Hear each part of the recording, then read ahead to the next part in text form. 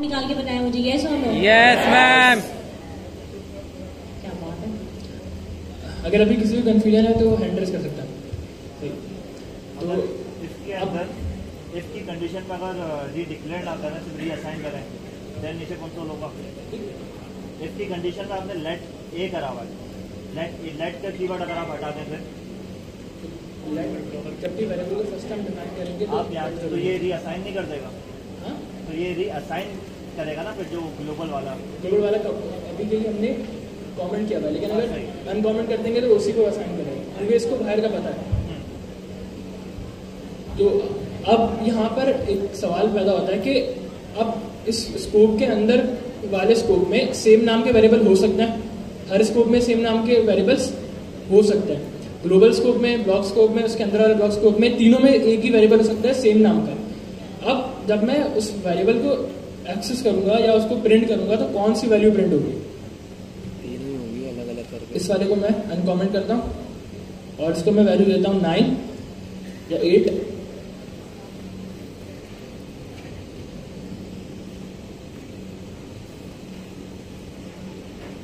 और सेम मैंने इस स्कोप में बनाया और उसको वैल्यू देता हूँ 5।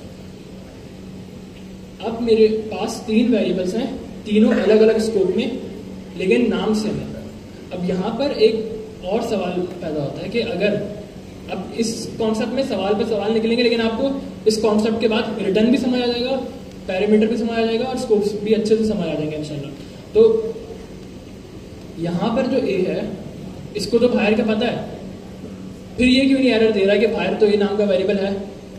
अभी तो हमने ये बात करी ना कि स्कोप को अपने बाहर वाले स्कोप का पता है, लेकिन उसको बाहर तो उसको तो एरर देना चाहिए ए का, क्योंकि अंदर वाले को बाहर से लेना देना ही नहीं है, वो अपने कोड के अंदर ही जो है ना वो लेना देना है। अगर यहाँ पर ए नहीं होगा तो फिर वो तो बाहर वाली वैल्यू प्रिंट करेगा ना।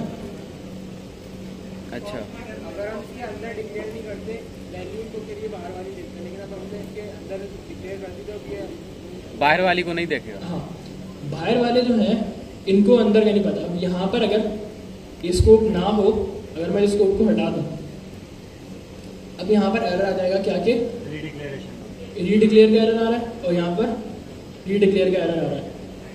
लेकिन जैसे ही मैं स्कोप लगाता हूँ ये एरर खत्म हो जाता है क्योंकि अभी डिफरेंट स्कोप में चलेगा। अब ये वाला जो कंसोल लॉग है ये कौन सा ए प्रिंट करेगा? अंदर वाला 9 वाला, ये अपने स्कोप वाला ए प्रिंट करेगा। बिल्कुल। अब ये कॉन्सेप्ट है लेक्सिकल स्कोपिंग।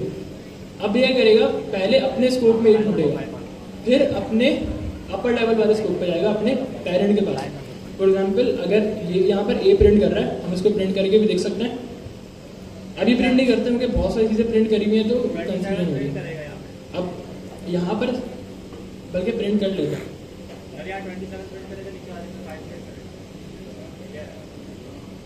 डिलीट को मैं अभी के लिए ऐसे ही प्रिंट कर देता हूँ और हम इसके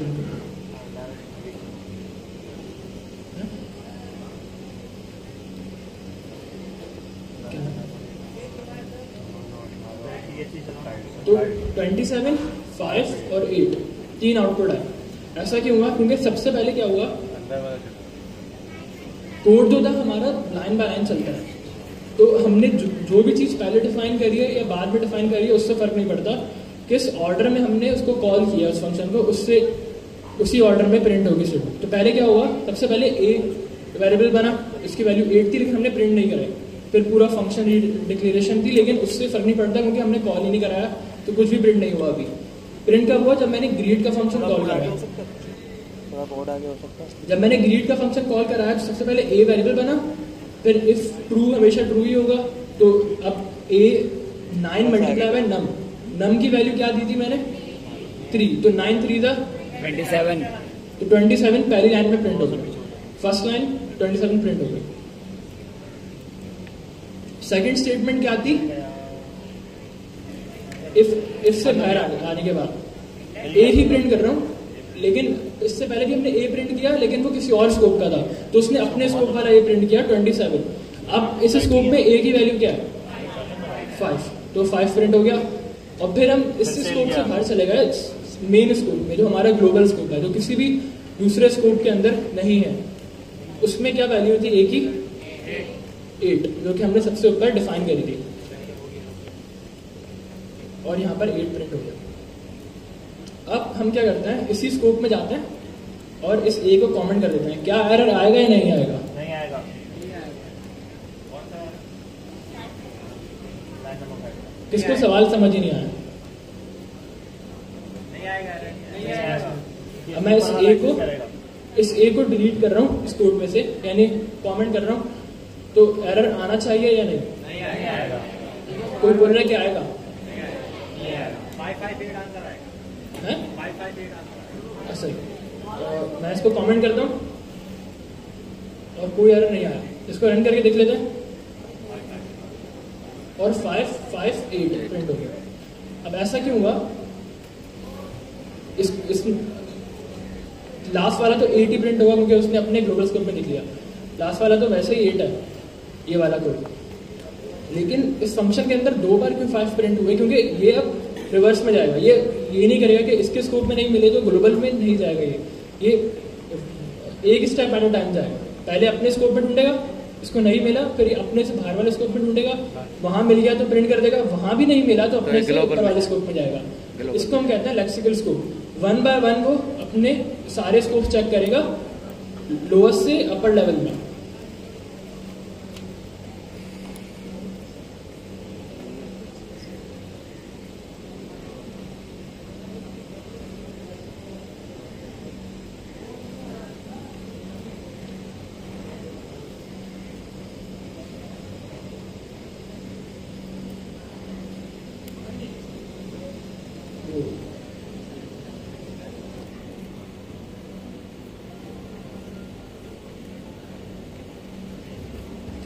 चलिए फिर उसको लाउड पढ़ें। लेक्सिकल स्कोप का मतलब क्या, जितनी देर से हम पढ़ रहे हैं अब आपको समझ में आएगा ये लिखा हुआ क्या है। सब पढ़े इसको मिलके।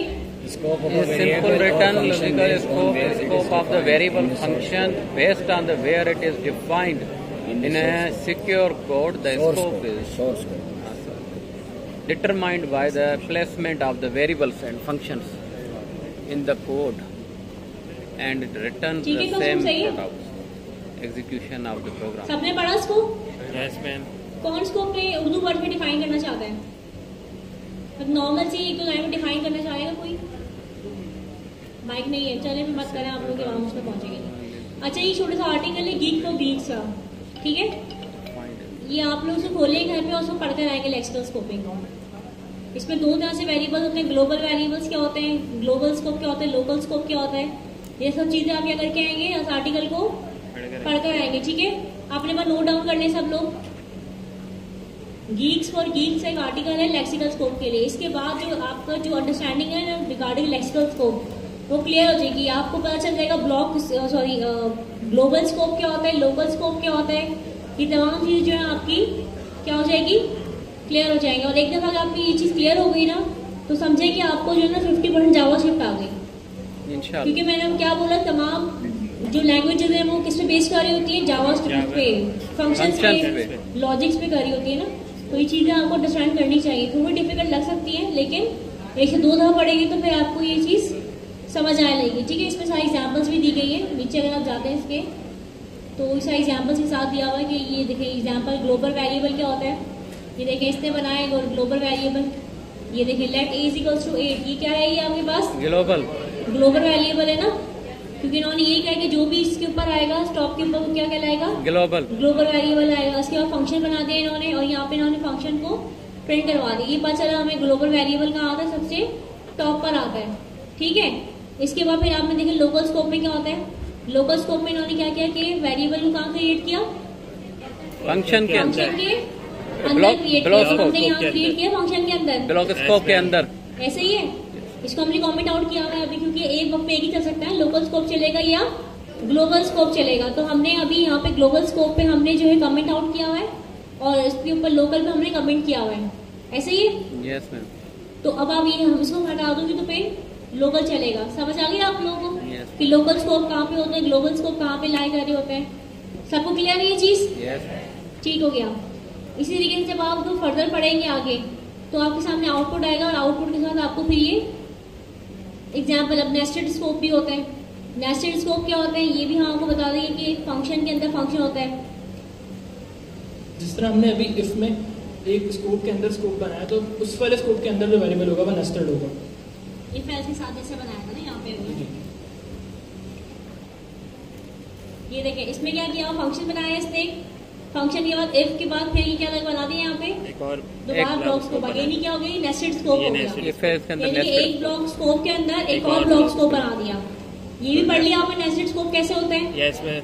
सबको अंडरस्टैंड कर ली सबने? Yes ma'am. ठीक है, अब मजीद अंडरस्टैंड आप कैसे करेंगे जब आप इन एग्जांपल्स को देखेंगे यहाँ पे अपने पास। ठीक है, जैसे इन्होंने फंक्शन बनाया आउटर का और अंदर नेम लिख दिया, फिर उस नेम के अंदर एक और फंक्शन बना दिया। ठीक है, इनर का एक फंक्शन का नाम रखा आउटर, एक फंक्शन का नाम रखा इनर। ये इनर फंक्शन कहाँ पे है? ब्लॉक स्कोप के अंदर। अगर गौर से आप लोग देखें इसको तो ये ब्लॉक स्कोप है। ब्लॉक स्कोप में पहले उन्होंने वेरिएबल क्रिएट किया हुआ जॉन के नाम से और फिर उन्होंने एक और फंक्शन बनाया हुआ यहाँ पे किसके नाम से? इनर के नाम से। यानी कि नेस्ट क्या होता है? एक के अंदर एक नेस्ट, जैसे नेस्ट चिड़िया घोंसला होता है वो भी वैसे बनता है ना, तीली भी मतलब तार होती है जिस तरह बनाती है 1 by 1। इसी तरीके से जो है नेस्ट क्या होता है फंक्शन के अंदर, फंक्शन है। इफ एल्स में नेस्टेड क्या होगा कि इफ एल्स के अंदर इफ एल्स, जैसे एल्स इफ पढ़ा था आप लोगों ने। ठीक है, ये नेस्टेड हो गया आपका। और इसके बाद ब्लॉक स्कोप आप पढ़ चुके हैं बहुत डिटेल है ब्लॉक स्कोप के बारे में। अभी आपने एग्जाम्पल भी देखी ट्रू वाली है, इफ एल्स वाली एग्जाम्पल भी देखी। सेम ये एग्जाम्पल आपकी किसमें आती है? एग्जाम्पल है ब्लॉक स्कोप की। यानी कितने स्कोप देखे हमने? 1 by 1 बताए। पहला बताए global scope, block scope, local scope, inner nested scope और ग्लोबल। अच्छा ग्लोबल स्कोप। 4 स्कोप हम अभी तक देख चुके हैं अपने पास। ठीक है, और इसी हमने सबकी जो है ना एक जामा एग्जाम्पल हमने देखी, सबको कवर कर लिया हमने और सारा आउटपुट आ गया हमारे पास। इसके बाद कंक्लूजन आप लोग देख लीजिएगा। ये सब कुछ आप लोग पढ़ चुके हैं। अगर एक दफा आप लोग पढ़ लेते हैं, उसको आर्टिकल रीड कर लेते हैं तो आप लोगों की चीज और ज्यादा क्लियर हो जाएगी, श्योर हो जाएंगे इस चीज के लिए कि जो आपने पढ़ा है बिल्कुल ठीक पढ़ा है आपने। ठीक है, तो कितने लोग कमिटमेंट कर रहे हैं पढ़ने की? गुड हो गया, तो ये इसको लास्ट ही पढ़ लीजिएगा आप लोग। अच्छा, गीक्स और गीक मैं बहुत साल से पढ़ रहा हूँ, बहुत इनका लिंक्डइन का पेज भी है, ये बहुत अच्छे आर्टिकल्स लिखते हैं और हर लैंग्वेज में लिखते हैं। अगर आपने डीएसए की प्रैक्टिस कर रहे हैं, अगर जो बीएससीएस वाले हैं first semester, second semester, third semester में भी डीएसए अगर पढ़ाया जाता है तो उसके भी बहुत अच्छे आर्टिकल्स हैं इस पे। गीक्स फॉर गीक्स में इंटरव्यू प्रिपरेशन है और क्वेश्चंस होते हैं, कॉन्सेप्चुअल क्वेश्चंस, क्विज़ेस, एमसीक्यूज, या फिर उन्होंने एक क्वेश्चन दिया होता है, आपने उसका कोड लिखना होता है जिसको कोडिंग प्रॉब्लम्स भी बोलते हैं। तो गीक्स फॉर गीक्स एक बहुत ही अच्छी वेबसाइट है और आप इसको लिंक्डइन पे भी फॉलो कर सकते हैं। इनके जोक्स भी काफ़ी अच्छे होते हैं और आर्टिकल्स भी काफ़ी अच्छे पब्लिश करते रहते हैं और वीकली पब्लिश करते हैं और हर लैंग्वेज में करते हैं। और सेकंड चीज़ ये कि देखें कहीं पे भी एग्जाम्पल के थ्रू समझाया जाएगा ना आपको अगर, तो वो चीज़ ज़्यादा जल्दी समझ में आएगी आपको। पिक्चर्स देखिए, हमारा माइंड जो बिल्ड होता है ना वो उसका बिल्ड होता है कि हमें इमेजेस याद आ जाती हैं। आप याद करें कि 1990 में आपने वो मूवी देखी कुछ कुछ होता है, किसने देखी कुछ कुछ होता है? देखी थी। उठा ले यार, शर्माई नहीं आप लोग, मैं पूछ रही हूँ सवाल। सबको स्टोरी याद होगी उसकी? yes. मैं अभी पूछ लूँ, जो तारे गिनने वाला बच्चा था वो क्या नाम था उसका? क्या नाम था? सिख बच्चा था, नाम याद नहीं है। सिख बच्चा था, लेकिन बच्चे की शक्ल याद है ना। देखें, अब हुआ ये कि आपने इतने सालों पहले एक चीज देखी, लेकिन वो चीज आज भी आपके दिमाग में इतना सब कुछ होने के बावजूद, यानी कि इतनी मेमोरी आपकी बीत गई, इतने साल बीत गए, लेकिन आज भी वो चीज आपके दिमाग में मौजूद है। इसका मतलब क्या हुआ कि जो भी चीज आप इमेजेस के थ्रू देखते हैं वो आपके दिमाग में हमेशा बैठ जाती है, पेस्ट हो जाती है आपके दिमाग में। तो कभी भी वो चीज याद रखनी हो ना आपने, तो आप इमेज के थ्रू पढ़े उस चीज को, इमेज देखिए उसकी कि ये इमेज में हो क्या रहा है। मैं गारंटी दे रही हूँ, आप इसमें प्रैक्टिस करें अपनी, आप लोग चीजें भूलना बंद कर देंगे, क्योंकि आपका दिमाग ज्यादा प्रोसेस करते हैं ना, वो इमेजेस को प्रोसेस करता है आपका mind as compare to words. क्योंकि जितने लोगों के नाम सुनेंगे भूल जाएंगे, लेकिन शक्ल आपको लगता है मैंने कहीं देखा है इसको। ऐसे ही है ना, नाम भूल जाते हैं, सब कुछ बे हो जाता है कचरा, शक्ल बोलती है कहीं देखा है इसको, तो कहीं तो देखा है हमने। तो ये आपके माइंड की पावर है, ब्यूटी आपके दिमाग की, कि वो चीजों को ऐसे प्रोसेस करता है पिक्चर्स के अंदर। ठीक है, तो ये आप लोगों ने पढ़ लेना है।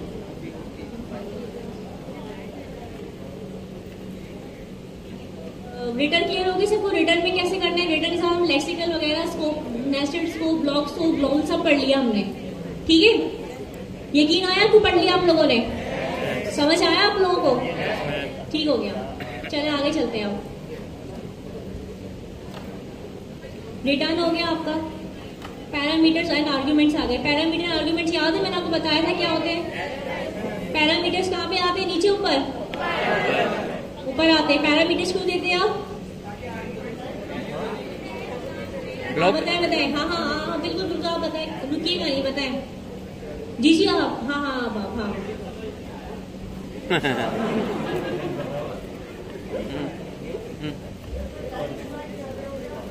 अच्छा ठीक है भाई, को रिटर्न समझ नहीं आया। रिटर्न में अब आप खड़ोगे, मुझे बताएं क्या समझ में नहीं आया आपको।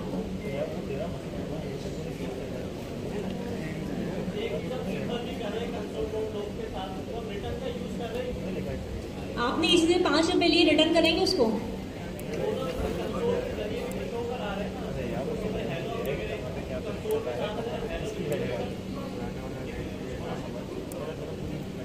देखिए कुछ चीजें होती है, बेसिक्स होती हैं, ठीक है, फिर आपको बेसिक्स से ना आगे बढ़ना होता है। सिर्फ आपका काम कंसोल प्रिंट करवाना थोड़ी है। 10 जगह पे जब हम प्रोग्रामिंग कर रहे होते हैं ना, तो 10 जगह हम रिटर्न करवाना होता है। 10 जगह हम कंसोल थोड़ी यूज करेंगे। कंसोल यूज करेंगे तो बार बार रिजल्ट प्रिंट करना शुरू कर देगा ना हमें। तो हमें काम ऐसा करना है जो प्रॉपर चले हमारे पास, लॉन्ग टर्म चले। अब जब फंक्शन को बार कॉल कर रहे हैं तो बार कंसोल में लिखी चीजों को थोड़ी रिटर्न करवाएंगे हम लोग। उसके लिए हम क्या करते हैं, हम रिटर्न का फंक्शन यूज करते हैं कि हम वही दफा रिटर्न लिख देते हैं उसके अंदर कि अगर मुझे a+b करवाना है, a मल्टीप्लाई b करवाना है, तो वो फिर बाद में कंसोल को हम उसको प्रिंट करवा देते हैं। कंसोल ये फंक्शन कॉल करके प्रिंट करवा लेते हैं।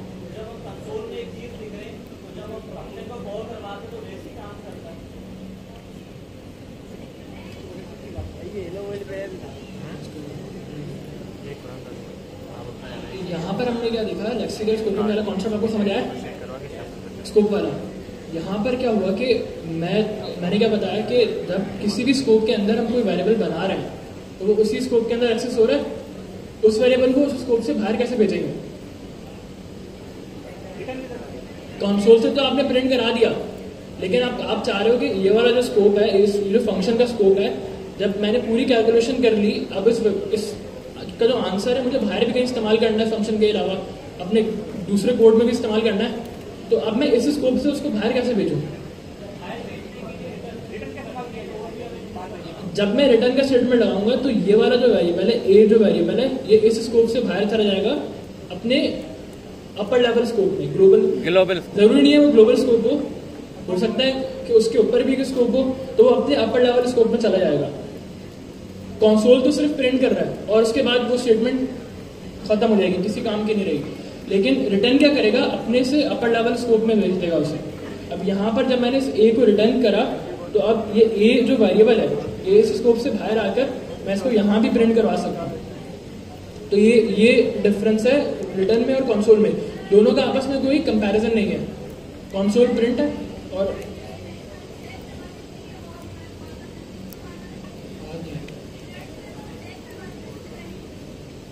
आपकी आवाज नहीं आ रही है। रिटर्न से क्या करवाते हैं, क्या बोल रही है? रिटर्न से सेव करवाते हैं, ये बोल रही है। रिटर्न से सेव भी करवा सकते हैं, वो एक यूज केस है उसका। हम ऐसा भी कर सकते हैं कि 2 फंक्शन हैं और एक फंक्शन से रिटर्न करवाकर उसी वक्त किसी दूसरे फंक्शन के पैरामीटर के तौर पे दे दिया उसे। फॉर एग्जाम्पल, अगर यहाँ पर क्या हो रहा है कि console.log एक फंक्शन है, मैंने क्या किया कि यहाँ से वैल्यू रिटर्न करवाई ग्रीट से, और ग्रीट से वैल्यू रिटर्न करवाने के बाद उसी रिटर्न वैल्यू को कंसोल वाले फंक्शन में पास करा दिया। तो अब यहाँ पर मैं किसी वेरिएबल में सेव नहीं कर रहा इस वैल्यू को, मैंने इसका जो आंसर आएगा वो दूसरे फंक्शन को दे दिया।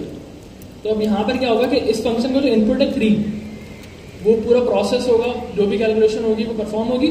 उसके बाद इस ग्रीट फंक्शन का जो आउटपुट होगा, जो रिटर्न होगा, वो किसका इनपुट बन जाएगा? इस कंसोल वाले फंक्शन का। तो एक फंक्शन का आउटपुट दूसरे फंक्शन का इनपुट बन जाएगा। तो ये भी यूज केस है रिटर्न का। आपको क्लियर हो गया रिटर्न क्यों लिखते हैं आप? सही है जी, आपका हैंड रेस हो रहा है। ब्लॉग्स को भी समझ में आया, थोड़ा सा लाउड बोले या आगे आके बता दें।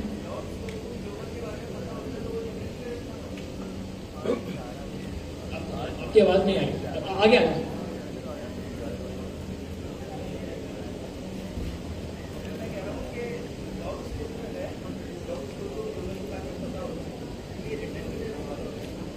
नहीं, आपका ये सवाल है कि ब्लॉक स्कोप को कैसे पता कि कौन सा वेरिएबल कहाँ है।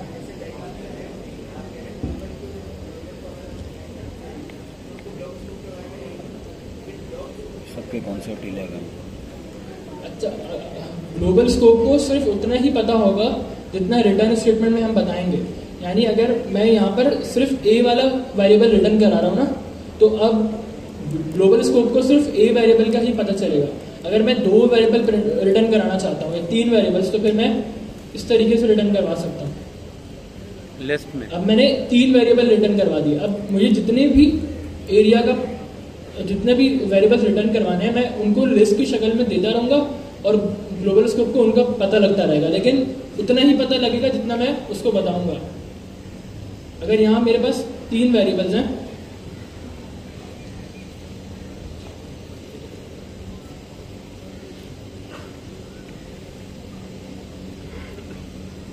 अब यहाँ मेरे पास 3 वेरिएबल्स हैं ए, बी और डी, लेकिन अगर मैं रिटर्न सिर्फ ए और बी कराऊं तो ग्लोबल स्कोप में सिर्फ ए और बी ही एक्सेस हो सकेंगे, डी एक्सेस नहीं होगा।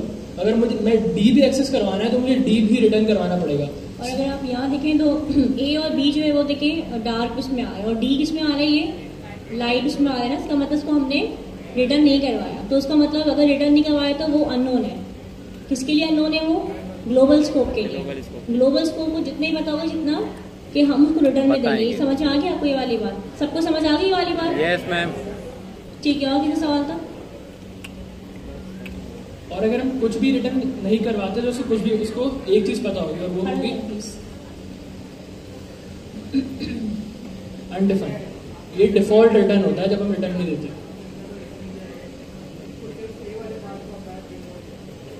जी, अभी जब हमने अपने एग्जांपल में सिर्फ ए रिटर्न किया था तो उसको सिर्फ ए का पता होगा, बाकी 2 वेरिएबल्स उसको नहीं पता उनकी वैल्यूज क्या हैं।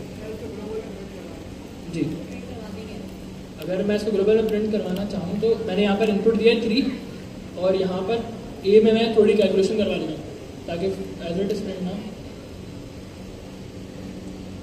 अब क्या होगा कि मैंने ग्रीड को इनपुट के तौर पे दिया है नंबर 3। अब उसकी वो किसकी वैल्यू होगी? नम वेरिएबल की। अब यहाँ पर ए की वैल्यू क्या हो जाएगी? 5 मल्टीप्लाई बाय वो नंबर जो आर्ग्यूमेंट में आ रहा है, और वो क्या है? 3। तो 5 3 15 और मैंने यहाँ पर रिटर्न क्या करवाया? 15। तो अब यहाँ पर 15 प्रिंट होना चाहिए। जब मैं यहाँ पर 15 प्रिंट करवाता हूँ, अगर हम नहीं करवाते तो 5 आया था।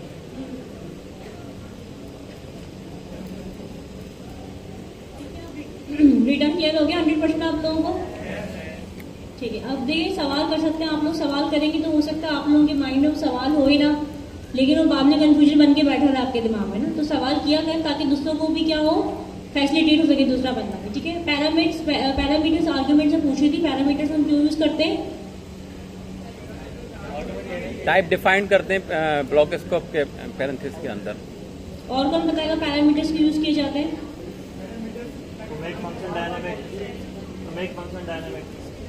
देखिए यहाँ पे छोटी एग्जांपल दी हुई इन्होंने कहा कि जो फंक्शन है समझे वो अब क्या है? आपकी रेसिपी है। ठीक है, ये फंक्शन क्या है? आपकी रेसिपी है। ईच रेसिपी फंक्शन, यानी each function has a name. Her recipe का नाम भी होगा, जैसे कि मुगलाई चिकन बिरयानी, ऐसे नाम नहीं लूँ? नहीं, मैं तो लूंगी। मैं दाल चावल खाए, मैं तो लूंगी। हमारे मुंह में पानी आ रहा है मैडम। और इंग्रेडिएंट्स क्या हो गए आपके? पैरामीटर। समझ आ गई? इंग्रेडिएंट्स क्या यूज होते हैं? As a yes ma'am. Ingredients हैं आपके वो ना, कि आपको पता होना चाहिए कि क्या क्या डलेगा। चावल डलेगा और जो है चिकन डलेगा।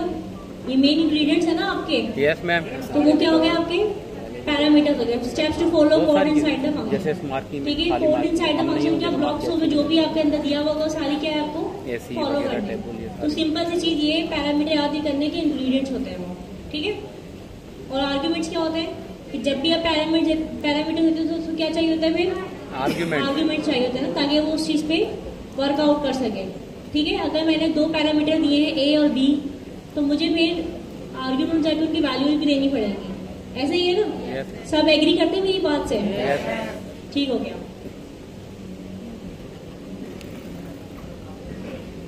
डिफॉल्ट पैरामीटर्स क्या होते हैं? बहुत अच्छा समझाया था लास्ट टाइम उन्हें ने।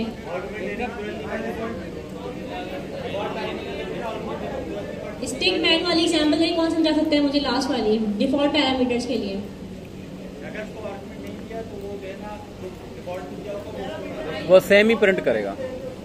हाँ हाँ, ये नहीं कि अगर पैरामीटर्स हमने कोई आर्ग्यूमेंट नहीं देना उसके अंदर या हमने किसी default run पर्टिकुलर करना काम करवाना है तो हम क्या करेंगे? डिफॉल्ट में लिख देंगे उसको। जैसे होता है ना इफ एल्स में क्या होता है आपके पास आखिर में क्या कहते हैं? एल्स ये कर दो, ऐसे ही है ना। यस और स्विच केस में क्या होता है डिफॉल्ट के अंदर कि ये प्रिंट करवा ये दो। प्रिंट कर दो। इसी तरीके से डिफॉल्ट पैरामीटर्स में क्या होता है? हम पैरामीटर्स के साथ उसकी वैल्यू देते हैं। अगर हम किसी सूरत अगर हम नहीं दे सकते, उसका आर्ग्यूमेंट नहीं पास कर रहे, तो क्या प्रिंट करवा देगा हमें? डिफॉल्ट पैरामीटर के थ्रू नाम या जो भी चीजें प्रिंट करवा देगा। ठीक है। रेस्ट पैरामीटर्स क्या होते हैं? नहीं पता, थ्रेड ऑपरेटर बताएं। Concept unknown number of ingredient. Rest parameter कौन बताएगा क्या होते हैं? रेस्ट पैरामीटर्स थ्रेड ऑपरेटर लगता है, थ्रेड ऑपरेटर लगता है एक से ज्यादा। नहीं, स्प्रेड ऑपरेटर्स अलग चीज है। Spread operator something different and rest operator something different. दोनों का सिंटेक्स सेम है, 3 डॉट्स। देखिए 3 डॉट्स, अच्छा, कोड 3 डॉट को सिंटेक्स सेम है, लेकिन पैरामीटर्स का जो है वो काम अलग करता है जाके, और प्रेड के ऊपर वो काम अलग करता जाके, यूज केस के ऊपर। ये शायद कोड को खूबसूरत करता है बेटा, पैरामीटर्स एक्सेप्ट कोड को अच्छे से लिखता है। मल्टीपल पैरामीटर एक्सेप्ट कर सकता है, अनलिमिटेड। ठीक है, मैंने 2 दे दिए यहाँ पे 1 2 करके, लेकिन मुझे 10 चाहिए, तो क्या मैं अपने कोड में 1 2 3 4 5 6 7 9 10 लिखूंगी पूरा? क्या अगर 10 तक भी लिखूंगी तो क्या होगा कि वो बहुत ज्यादा क्लीन नहीं रहेगा, मेसी हो जाएगा, क्लीन नहीं होगा, कोड क्लीन नहीं रहेगा, बहुत मैस हो जाएगा मेरे कोड के अंदर। तो इसलिए मैं क्या यूज करूंगी यहाँ पे? Parameter, rest parameter. Parameter use करूंगी तो मल्टीपल जो है वो स्टोर करवा सकूंगी। ठीक है, अब हम इस रेस्ट पैरामीटर के थ्रू जो है ना एरे कवर करेंगे सारा आज अपना। ठीक है, इंशाल्लाह।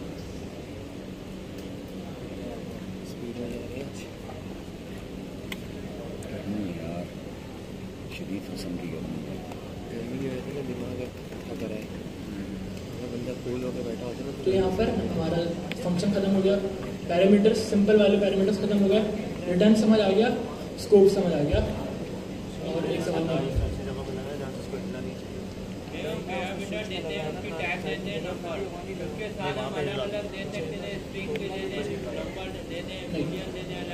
अगर आपने एक बार डिफाइन कर दिया कि आपका जो पैरामीटर नंबर है, फिर आपको जब भी फंक्शन कॉल कराते हुए नंबर ही देना पड़ेगा। अगर यहाँ पर मैं स्ट्रिंग दे देता हूँ तो एरर आ जाएगा।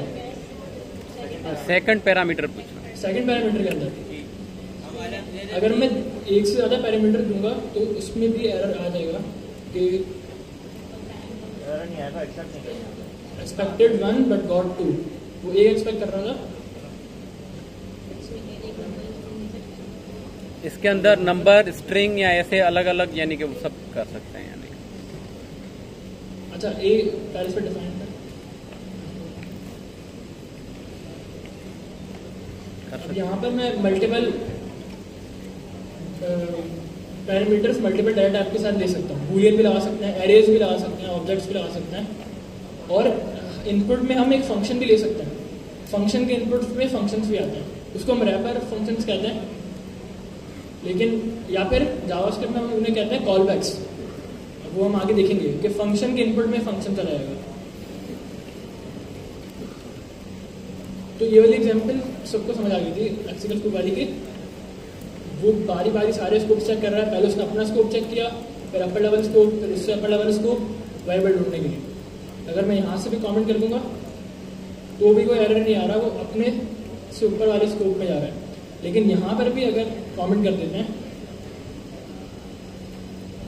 अब एरर आ जाएगा, क्योंकि अब उसको किसी भी स्कोप में ए नहीं मिला। तो ये कॉन्सेप्ट है लेक्सिकल स्कोप का। अब आ जाते हैं रेस्ट पैरामीटर्स पे। पहले हम एक फंक्शन बनाते हैं और उसको हम फंक्शन को नाम देते हैं एडिशन का।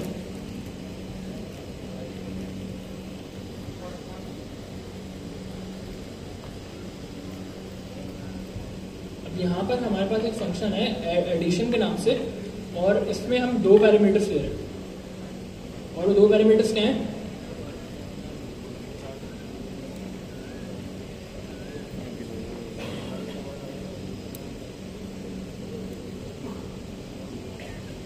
तो अब ये 2 पैरामीटर्स कौन कौन से हैं? नम1 नम2। यहाँ पर हमने पिछली बार देखा था फंक्शन के पार्ट्स कितने होते हैं? वैसे ज़्यादा होते हैं, लेकिन हमने 2 पार्ट्स देखे थे। एक फंक्शन हेड था जो जिसको हम फंक्शन डेफिनेशन कह रहे थे। यहाँ में हमने फंक्शन डिफाइन किया हुआ है कि फंक्शन का नाम क्या है और कौन कौन से इनपुट्स और किस किस टाइप्स में इनपुट एक्सपेक्ट कर रहा है। और सेकंड क्या था? फंक्शन बॉडी, वो सारा कोड जो परफॉर्म होगा, वो सारा ऑपरेशन जो परफॉर्म होगा, उसको हम कहते थे फंक्शन बॉडी। अब यहाँ पर एक और चीज़ हम देख सकते हैं कि हम यहाँ पर रिटर्न टाइप भी डिफाइन कर सकते हैं कि हमारा फंक्शन नंबर रिटर्न करेगा या स्ट्रिंग रिटर्न करेगा, ये भी हम डिफाइन कर सकते हैं। अगर यहाँ पर मैं नंबर लिख दूँ तो अब यहाँ पर इसका मतलब है कि इन 2 ब्रैकेट्स के बाद इनपुट वाले जो 2 ब्रैकेट्स हैं उनके बाद मैंने कॉलन लगाकर फंक्शन की रिटर्न टाइप बता दी कि फंक्शन नंबर रिटर्न करेगा जब ये फंक्शन कॉल होगा। लेकिन अगर यहाँ पर मैं स्ट्रिंग रिटर्न कर दूँ या बूलियन रिटर्न कर दूँ, ट्रू रिटर्न कर दूँ, अब एरर आ जाएगा। क्यों? क्योंकि आपने नंबर डिफाइन किया। Not assignable to type number. यहाँ पर मैंने कहा था कि नंबर रिटर्न होगा, जबकि मैंने यहाँ पर बूलियन रिटर्न कर दिया। तो ये भी एक तरीका है। और अगर मेरा फंक्शन कुछ भी रिटर्न नहीं कर रहा तो मैं वॉइड लिख सकता हूँ। तो अभी हम ज़्यादा इसको नहीं देखते, लेकिन ये भी एक तरीका है बताने का कि फंक्शन क्या रिटर्न करेगा। तो यहाँ पर हम 2 नंबर्स को ऐड करके उनका आंसर रिटर्न करेंगे इसी फंक्शन। लेकिन ये फंक्शन जब 3 नंबर्स को ऐड करना है तो हमें क्या करना पड़ेगा? नया फंक्शन बनाना पड़ेगा। लेकिन मैं यहाँ पर एक और तरीका हो सकता है कि मैं इसको एक पैरामीटर दे दूँ num3 का, और यहाँ पर मैं फिर मुझे इसको देने में 3 नंबर पड़ेंगे। अब यहाँ पर 3 नंबर्स पैरामीटर में एक्सपेक्ट कर रहा है और 3 नंबर ही प्रिंट कर रहा है। लेकिन अब एक तीसरा यूजर आता है, वो कहता है मुझे 4 फंक्शंस ऐड करने हैं, तो 4 नंबर ऐड करने हैं। अब मैं क्या करूँगा? फिर से आप ऐड करेंगे। अब मैं एक और पैरामीटर ऐड करना पड़ेगा। अच्छा, यहाँ पर हमने ऐड नहीं किया, अब मुझे एक और पैरामीटर ऐड करना पड़ेगा num4 के नाम से।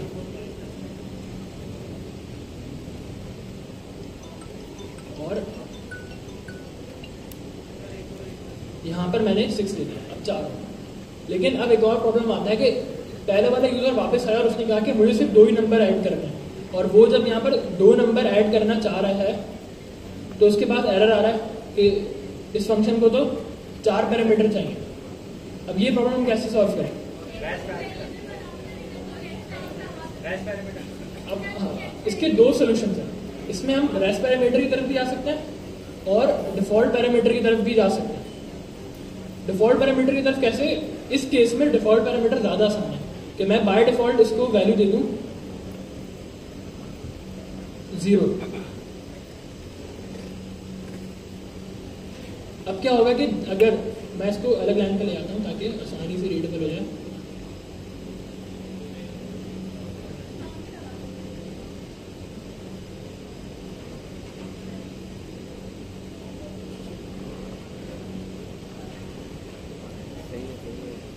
तो अब मैंने यहाँ पर क्या किया कि मैंने डिफॉल्ट वैल्यूज दे दी, क्योंकि जब भी एडिशन होगा 2 नंबर तो कम से कम होंगे ही।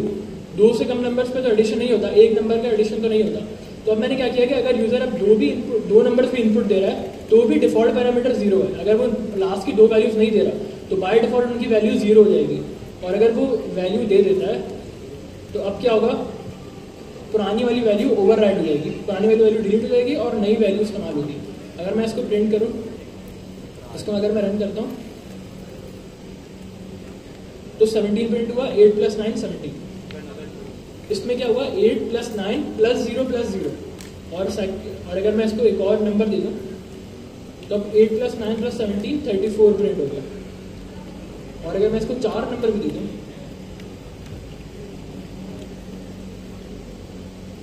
तो भी 8 + 9 + 17 + 78 112 प्रिंट हो गया। तो अब 4 पैरामीटर के साथ भी काम कर रहा है। लेकिन अब फिर हम घूम के वापस पहली प्रॉब्लम पे आ जाते हैं कि अब किसी यूजर को 10 नंबर प्रिंट करना है। अब हमें 10 वेरिएबल्स बनाने पड़ेंगे, तो हमें हमारा कोड बगैर किसी वजह के लंबा होता जा रहा है और हम इसको कंट्रोल भी नहीं कर पा रहे। तो इसके लिए एक और सोल्यूशन है, वो है रेस्ट पैरामीटर्स। रेस्ट पैरामीटर्स में हम पहले से नहीं बताते कि कितने वेरिएबल्स होंगे। फॉर एग्जाम्पल, हमें खुद भी नहीं पता कितने वेरिएबल्स आने वाले हैं। तो उसके लिए जैसे अगर कोई भी अब दुनिया में कोई भी हमारा कैलकुलेटर इस्तेमाल कर सकता है अब वो 10 नंबर भी ऐड कर सकता है, 4 नंबर भी ऐड कर सकता है। अब जैसे आप स्कूल में अपना कैलकुलेटर यूज़ करते हैं और वहाँ पर उसको 3 नंबर देते हैं, तो वहाँ एरर तो नहीं आता कि एक्सपेक्टेड 2 गॉट 3। वहाँ पर तो आप जितने मर्जी चाहे नंबर ऐड कर सकते हैं। तो उसकी हम एक चीज़ इस्तेमाल करते हैं, वो कहलाती है रेस्ट पैरामीटर्स। रेस्ट पैरामीटर से पहले मैं आपको एक चीज़ बताता हूँ, और वो है लिस्ट। लिस्ट में क्या होता है,